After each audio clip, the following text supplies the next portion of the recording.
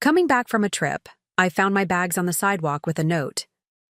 If you want to stay here, we have the garage. Signed, your loving daughter-in-law. Before the taxi arrived, I called the bank.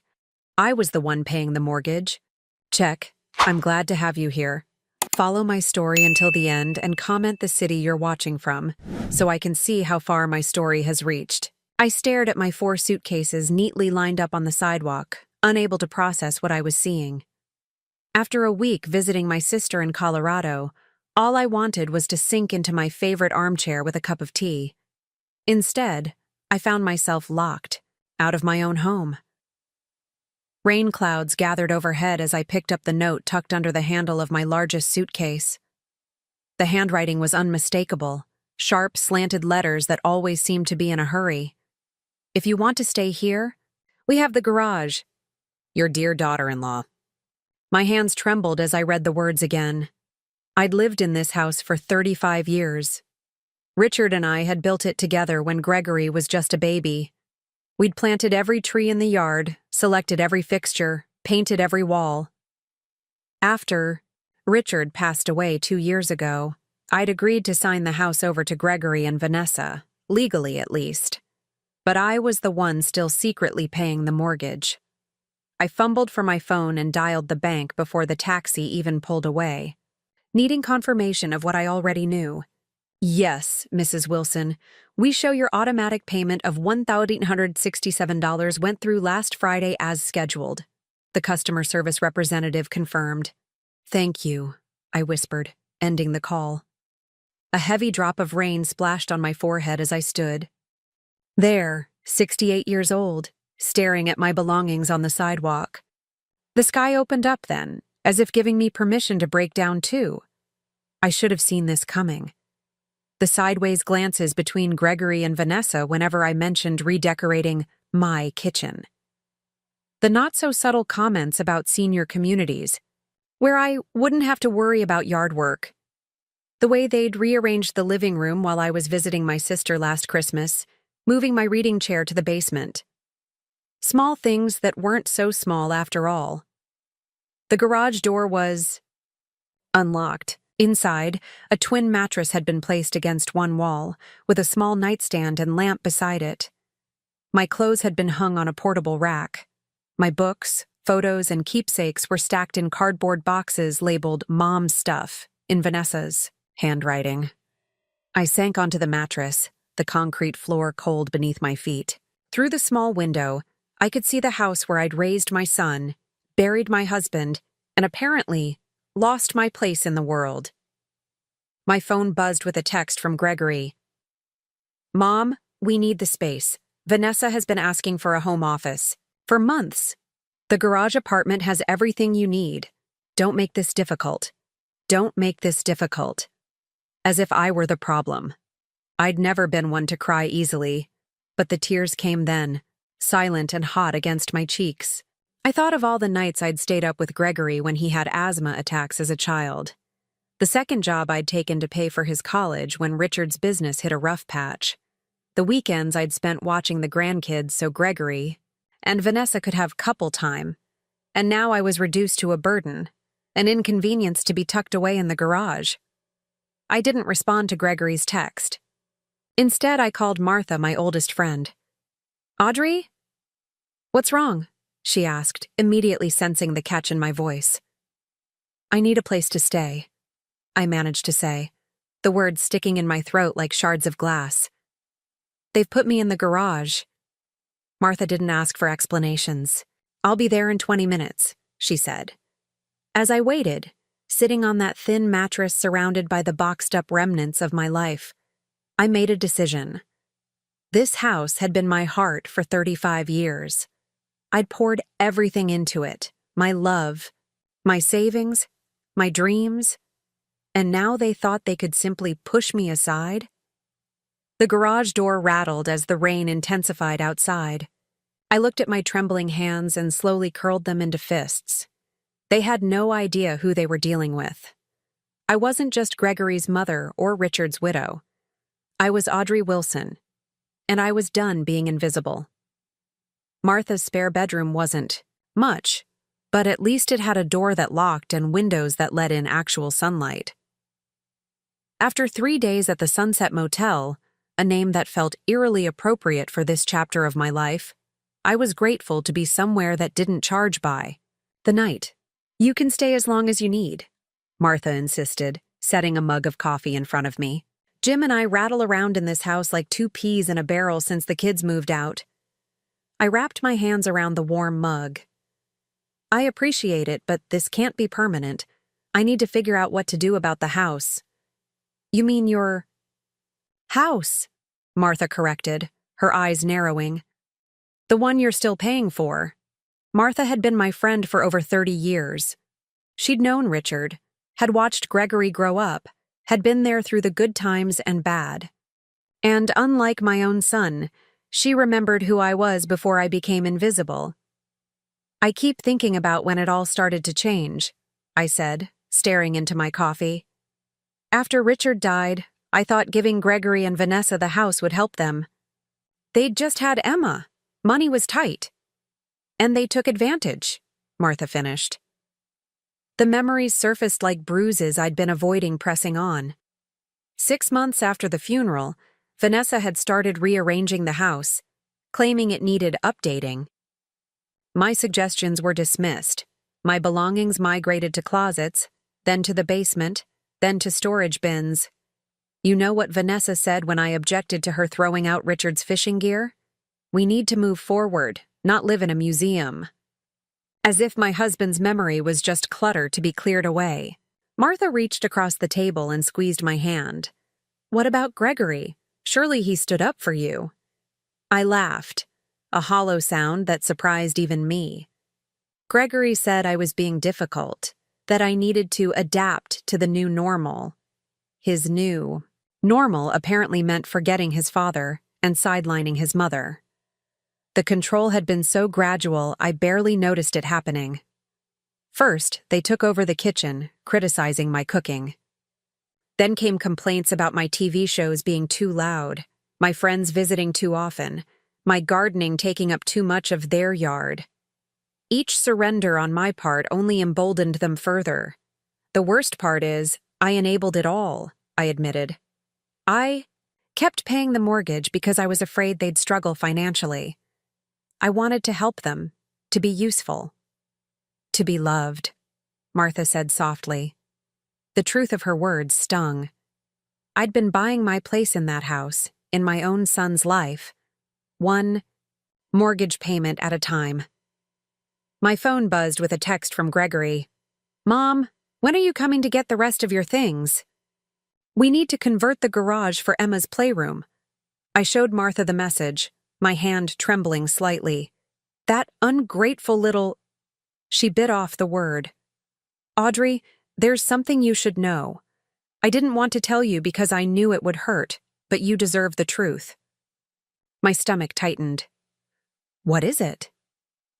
Last month at book club, Vanessa was there. She'd had a few glasses of wine and started talking about their plans. "They're putting the house on the market, Audrey. They want to buy that new construction in Oakwood Hills." The room seemed to tilt sideways. "They're selling my house?" "They think it's their house," Martha said gently. "And technically, legally, it is. But morally? That's another story." I thought of the 35 years of memories embedded in those walls. Richard and I bringing baby Gregory home. Birthday parties. Christmas mornings. The garden Richard had built for our 20th anniversary. My husband's last breaths in our bedroom, surrounded by the life we'd created together, and they were going to sell it all to strangers without a second thought. "What am I going to do?" I whispered. Martha's eyes hardened with resolve. "First, you're going to stop paying their mortgage. Let's see how quickly their plans change when the bank starts calling. But what about my credit? Second," she continued, "you're going to talk to my nephew Brian. He's a lawyer who specializes in elder rights. There has to be some legal recourse here." "I'm not elderly," I protested weakly. Martha arched an eyebrow. "You're old enough to be treated with respect, which is not what's happening here." She was right.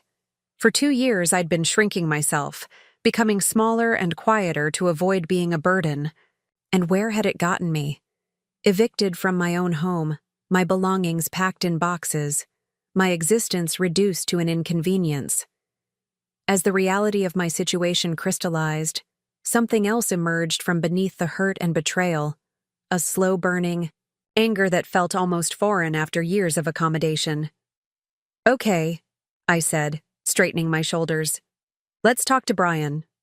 Martha squeezed my hand. "That's my girl. And Audrey, remember who you are. You're not just Gregory's mother or Richard's widow. You're Audrey Wilson. And it's about time everyone remembered that." For the first time since finding my suitcases on the sidewalk, I felt a flicker of something that might have been hope. Or maybe it was determination. Either way, I wasn't going down without a fight. Brian, Martha's nephew, was not what I expected. With his jeans and Henley shirt, he looked more like a college professor than a lawyer. But his eyes were sharp as he reviewed the mortgage statements I'd brought. "So you've been making payments on a house that's no longer in your name," he said, frowning. "And your son and daughter-in-law have been living there rent-free while planning to sell it?" Put so bluntly, it sounded absurd even to me. "Yes." "And they evicted you to the garage?" I nodded, embarrassment flushing my cheeks. How had I allowed things to reach this point? "You have options," Brian said. "The financial arrangements could constitute a verbal contract. At minimum, you could sue for recovery of the mortgage payments you've made since the property transfer." Martha, who had been uncharacteristically quiet, spoke up. "She needs to confront them first. Make them understand what they've done." Brian looked skeptical, but I knew Martha was right. Before taking legal action against my own son, I needed to give him one last chance to make things right.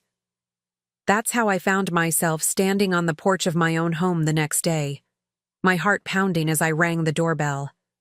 I'd lived in this house since before Gregory was born, yet here I was, a visitor requiring permission to enter.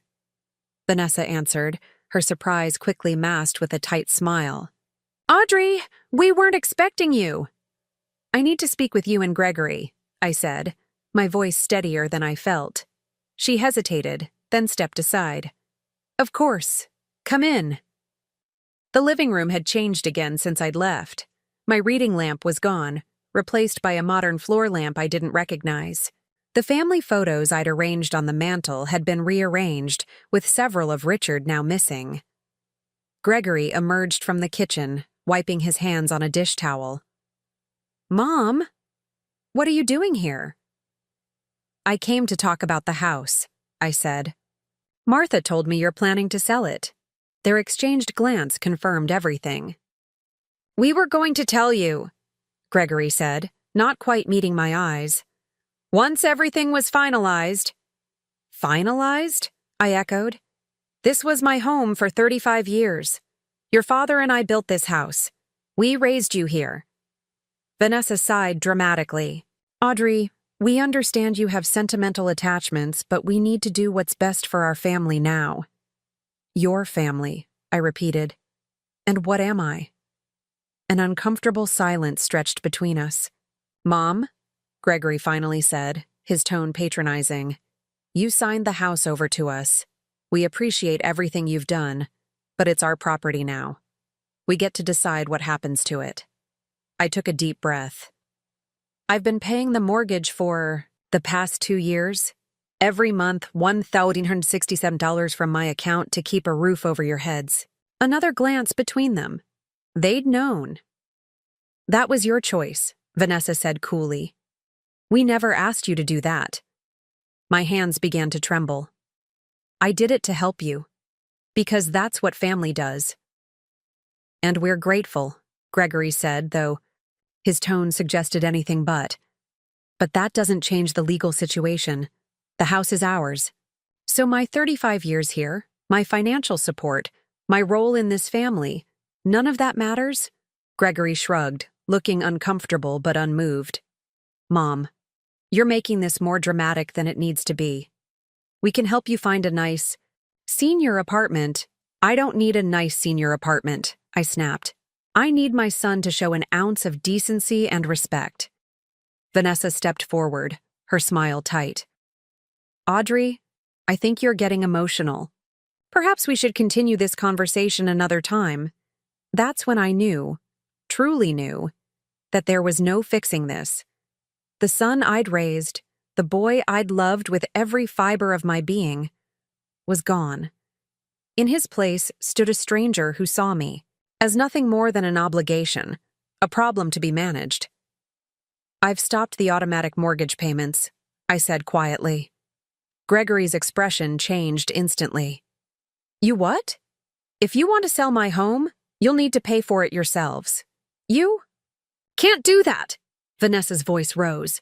What about our credit? We have plans. Yes, I said. I hear Oakwood Hills is lovely this time of year. Gregory's face darkened. Mom, the house was Dad's gift to me. You know that. It was never really yours. The words hit me like a physical blow. Never really yours. 35 years of my life, dismissed in 5 words. I see, I said, my voice barely audible. Well, then I suppose there's nothing left to discuss. I turned to leave, my legs unsteady beneath me. As I reached the door, I paused, looking back at the son, who no longer saw me. Your father would be ashamed of you, Gregory. And for the first time, so am I. I walked out, closing the door softly behind me. The spring air felt cool against my hot cheeks as I made my way down the driveway, away from the home that had never truly been mine. Something had broken inside me today, but something else, something stronger, had been forged in its place. You did what? Martha asked, her coffee mug suspended halfway to her lips. I stopped the payments, I repeated, still shocked by my own boldness. I told them if they want to sell the house, they'll need to pay for it themselves. Martha set her mug down with a definitive thunk. Well, it's about time. Brian, who had insisted on joining us after my confrontation, looked less enthusiastic. It's a good first step, but we need to protect you legally. If your name isn't on the title anymore, you could be liable for the missed payments without any claim to the property.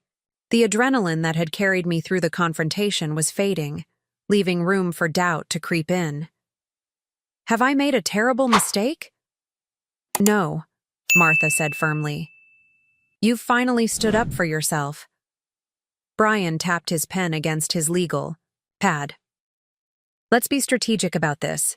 I'm going to contact the bank tomorrow, explain the situation, and see what options we have. In the meantime, you need to gather every shred of evidence that shows you've been making these payments. I nodded, thinking of the meticulous financial records Richard had taught me to keep. At least I had that. What about my things still at the house? I asked. Martha squared her shoulders. I'll go with you to collect them. If they give us any trouble, I still remember how to swing the softball bat from our community league days. Despite everything, I found myself laughing. Martha had always been fiercely protective, even back in high school when she'd confronted the girls who'd made fun of my secondhand clothes. I don't know what I'd do without you both, I said, my voice catching. Brian reached over and squeezed my hand. You're not alone in this, Mrs. Wilson. We'll make sure they don't take advantage of you anymore. The next morning, a call came from First Federal Bank. I answered with trepidation, expecting questions about the missed mortgage payment. Mrs. Wilson, this is Trevor Phillips from the mortgage department. We've received a request to discuss the situation with your property on Maple Avenue. I gripped the phone tighter. Yes, that's correct. I understand you've been making payments on a property that's no longer in your name. Our records show consistent payments from your account for the past 26 months. Yes, I confirmed. But I've decided to stop those payments. There was a pause, then, Mrs. Wilson, I don't normally do this, but would you be willing to come into the branch to discuss this further? I think there might be options you haven't considered. 2 hours later, I sat across from Trevor, a kind-faced man about my son's age, as he explained something called an equitable lien. Essentially, by consistently paying the mortgage on a property from which you derive no benefit, you may have established an interest in the property, even without being on the title. Hope fluttered in my chest. What does that mean exactly? It means you could potentially place a lien on the property for the amount you've contributed. They wouldn't be able to sell without addressing that lien. For the first time since finding my suitcases on the sidewalk, I felt a glimmer of control returning. "There's something else," Trevor said, lowering his voice slightly. "Your son called this morning, quite upset about the missed payment. He seemed unaware of how mortgages work. I wasn't surprised. Gregory had always relied on others to handle the practical aspects of life. First Richard and me, now Vanessa. And apparently my monthly payments. What did you tell him?" "That missed payments affect credit scores and could eventually lead to foreclosure proceedings," Trevor said. He didn't take it well. As if on cue, my phone buzzed with a text from Gregory. "Mom, we need to talk about the mortgage, ASAP." I showed Trevor the message. "What would you like to do, Mrs. Wilson?" he asked. It was such a simple question, but no one had asked me that in years. What did I want? Not just regarding the house, but with my life? I thought of the confrontation with Gregory and Vanessa, their casual dismissal of my contributions, their assumption that I would continue to finance their dreams while being relegated to the garage. "I want what's rightfully mine," I said, surprising myself with the firmness in my voice. Trevor nodded, respect evident in his expression. "Then let's make that happen." That afternoon, armed with information from Trevor and legal advice from Brian, I took another unexpected step in my new life. I applied for a job. The help wanted sign in the window of Rosie's cafe had caught my eye as I walked back to Martha's house. "You want to wait tables?" Martha asked, eyebrows raised when I told her. "I was a waitress all through college," I reminded her, "and I need my own income, my own life. I can't just hide out in your spare room forever." Martha considered this. "Well, Rosie's does have the best pie in town." 2 days later, I had my first shift. My feet ached and my back screamed by the end of it. But the tips in my pocket were mine, earned by my own hands. The simple satisfaction of that was something I hadn't felt in years. When I returned to Martha's, exhausted but oddly invigorated, there were 6 missed calls from Gregory on my phone. I listened to the first voicemail. "Mom, the bank called about the mortgage. They mentioned something about a lien? What are you doing? Call me back immediately." I deleted it without listening to the others. For once, Gregory would have to wait for my convenience, not the other way. Around. Martha brought me a glass of wine and sat beside me on the porch swing. "How does it feel?" she asked softly. I considered the question, watching the sunset paint the sky in shades of pink and gold. "It feels like I'm finally waking up," I said. "Like I've been sleepwalking since Richard died. And now you're Audrey again," Martha finished for me. I nodded, raising my glass in a small toast. "To Audrey Wilson. It's nice to finally meet her." After 3 weeks of working at Rosie's cafe, I had settled into a routine that felt surprisingly comfortable. My tips were modest but steady, and the physical work kept my mind occupied. More importantly, I had a purpose again. Somewhere to be. People who relied on me. A life that was entirely my own. Which is why the sight of Gregory standing awkwardly by the hostess stand sent a jolt through me. "Mom," he said, his voice softer than I'd heard it in years. "Can we talk?" Rosa, the owner, caught my eye from behind the counter. "Take 15 if you need it, Audrey." I nodded and led Gregory to a corner booth, away from my regular customers, who had become something like friends. "You look different," he said, studying me. I smoothed down my apron. "I am different." Gregory shifted uncomfortably. "Mom, about the house." "I'm not discussing that here," I interrupted. "If that's why you came, you're wasting your time. Please, he said, a note of desperation creeping into his voice. Vanessa and we're in trouble. The bank called about a lien, and our credit score is dropping because of the missed payments.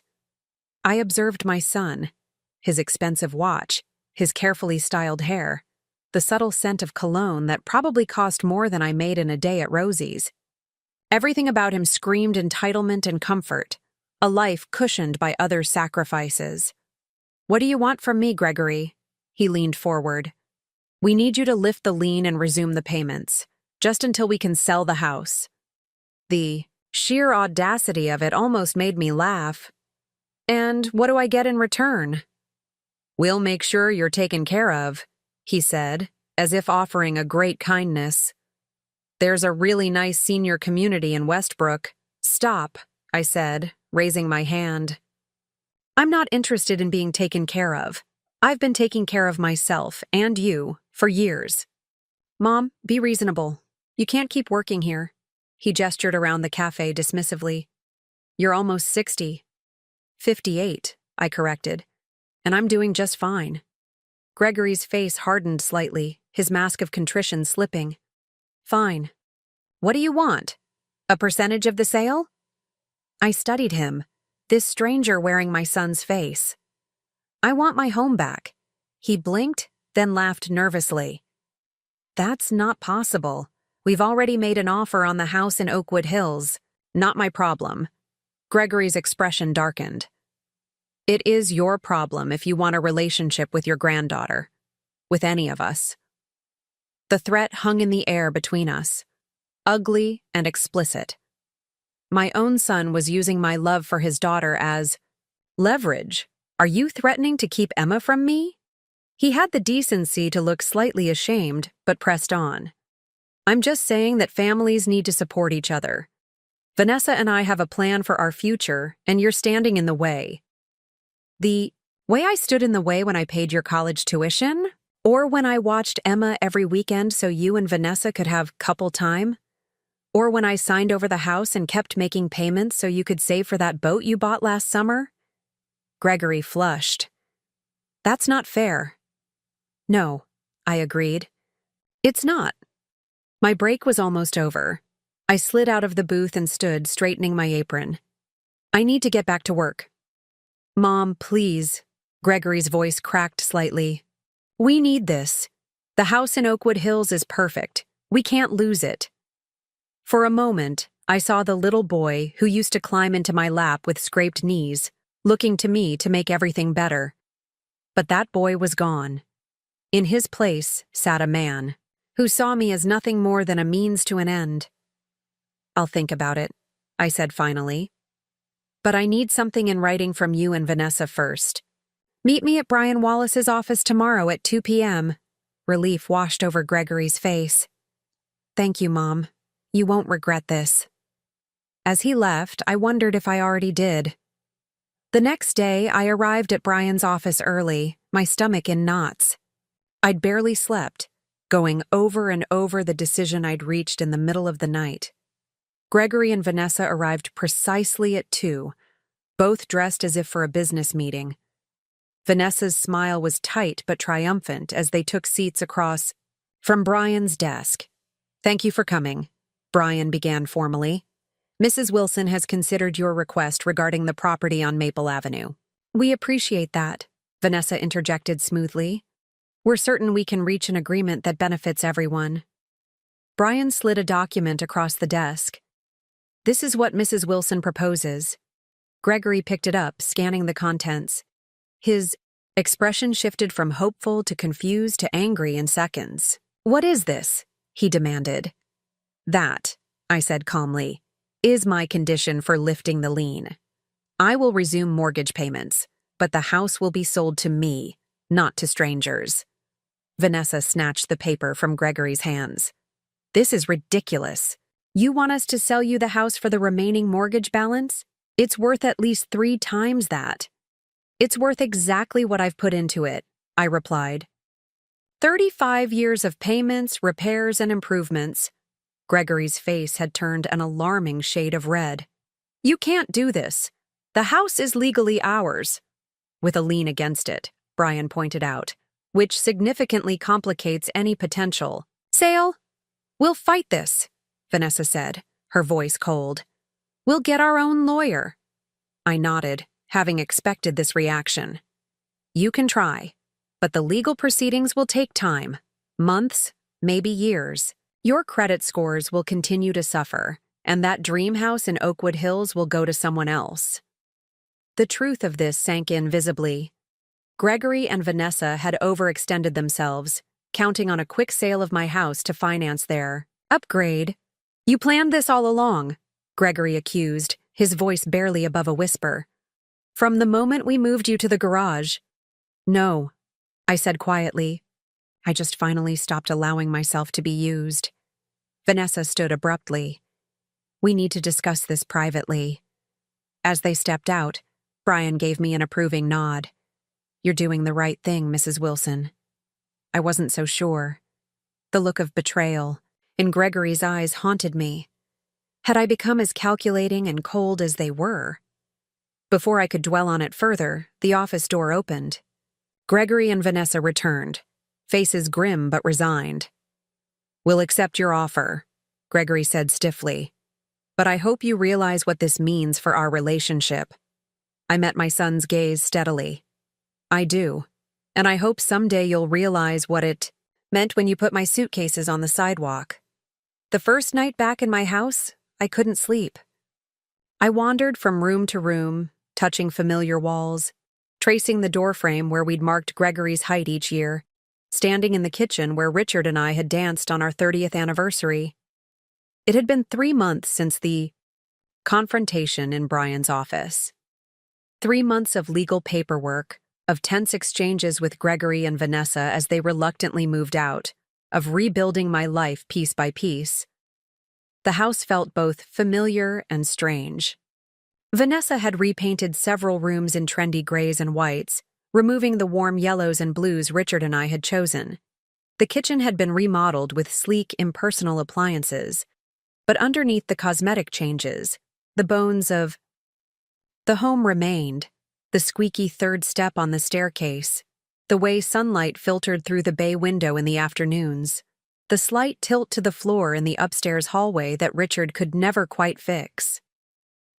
I stood in the master bedroom, now empty of furniture except for the bed I'd brought from Martha's spare room. This room, where Richard and I had shared our lives, where he had taken his last breath, felt sacred somehow. I'm home, I whispered, as if he might hear me. The silence that answered wasn't lonely, just peaceful. For the first time in years, I was exactly where I belonged. The doorbell rang the next morning as I was unpacking my modest collection of dishes.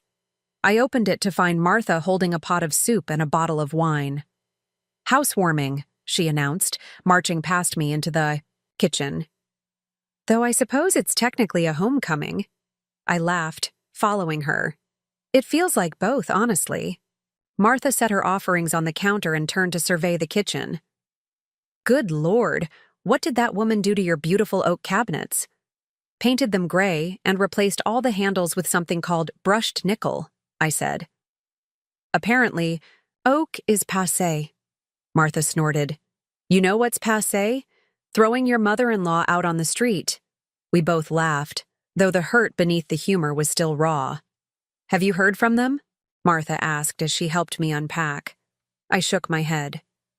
Not since the closing. Gregory made it clear that I'd chosen the house over them. That's not what happened, and you know it, Martha said firmly. You chose self-respect. There's a difference. I wasn't sure Gregory would ever see it that way, but I had made peace with my decision. The alternative, continuing to let them use me while treating me like an afterthought, was no longer acceptable. Well, Martha said, opening the wine, to new beginnings. We clinked glasses, and I felt a surge of gratitude for this woman who had stood by me when my own family hadn't. The following weeks brought a steady rhythm to my days. Mornings at Rosie's Cafe, afternoons spent slowly restoring the house to something that felt like mine again. I didn't have the money to replace all of Vanessa's modern updates, But I could add touches that brought back the warmth. Colorful throw pillows, family photos returned to the mantel. Richard's fishing gear hung proudly in the den. One Saturday morning, I was planting tulip bulbs in the front garden when a familiar car pulled into the driveway. My heart jumped to my throat as Gregory stepped out, looking uncertain. He stood awkwardly at the edge of the garden. The flowers looked nice. I nodded, not trusting my voice. Dad always loved tulips, he continued, glancing around the yard. I remember him planting them every fall. I brushed dirt from my hands. What brings you here, Gregory? He shifted uncomfortably. We didn't get the house in Oakwood Hills. I wasn't surprised. Their credit had likely been too damaged by the missed mortgage payments. I'm sorry to hear that, I said, meaning it despite everything. Gregory looked down at his shoes, expensive loafers now gathering dust from the garden. We found an apartment instead. It's small, but it's teaching us some perspective, I guess. I waited, sensing there was more. Vanessa's pregnant again, he said finally. The baby's due in January. Congratulations, I said softly, wondering if this news was meant to hurt me, to remind me of what I'd be missing. Gregory met my eyes for the first time. Emma asks about you. She doesn't understand why we don't visit Grandma anymore. A pain, sharp and sweet, lanced through my heart. I missed my granddaughter fiercely. She's welcome here any time, I said. So are you. Gregory nodded, then hesitated.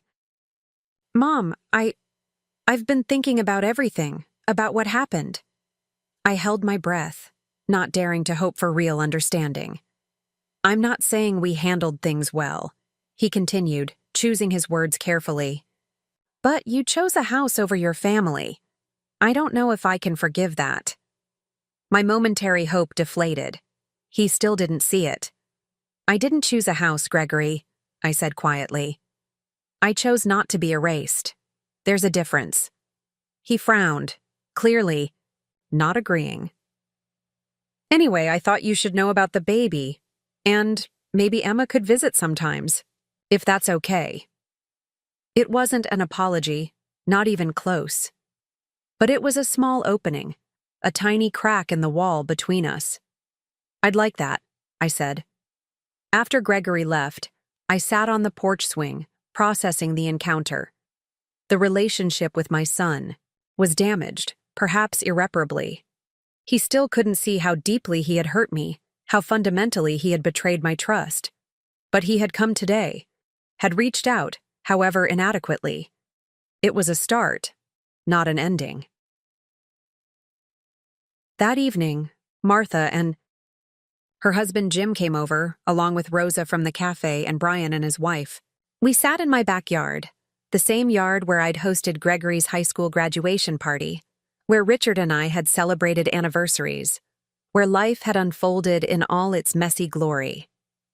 As twilight settled around us, the conversation flowing, easily among these people who had become my chosen family, I felt a profound sense of peace wash over me. A toast, Martha declared, raising her glass, to Audrey Wilson, who reminds us all that it's never too late to reclaim your life. Everyone clinked glasses, smiling warmly at me. Later, as the stars emerged in the clear summer sky, I sat alone, on the porch, listening to the familiar creaks and sighs of my house. I thought of Richard, of the life we'd built, of the son we'd raised who had somehow lost his way. I thought of the woman I'd become in these past months, stronger, more determined, unwilling to be diminished for anyone's convenience. The house around me wasn't just walls and a roof. It was a testament to survival, to resilience, to the quiet, unstoppable power of a woman who had finally learned to put herself first.